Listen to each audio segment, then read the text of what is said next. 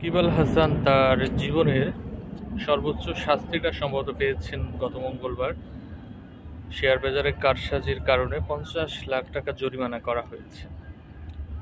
এটা সাকিব আল হাসানের জন্য বিশাল ব্যাপার। বিসিবি আইসিসি তাকে নিষিদ্ধ করেছিল, সেটা শাস্তি। কিন্তু সাকিবের কাছে টাকাটাই অনেক বড় একটা বিষয়। কারণ লোকে বলে থাকে টাকার জন্য তিনি নাকি দেশের হয়ে খেলার চেয়ে বিভিন্ন লিগে খেলতে পছন্দ করেন, সেটা অন্য বিষয়। তো কারসাজির কারণে যদি সাকিবের 50 লাখ টাকা জরিমানা হয়, আর দরবেশ বাবা সালমান এফ রহমান পুরা শেয়ার বাজারটাকে গিলে খেয়েছেন, তার কি শাস্তি হলো? তার থেকে কি কোনো টাকা উদ্ধার করা গেল? তার কি অবস্থা, সেই আপডেট কিন্তু জাতি জানতে চায়।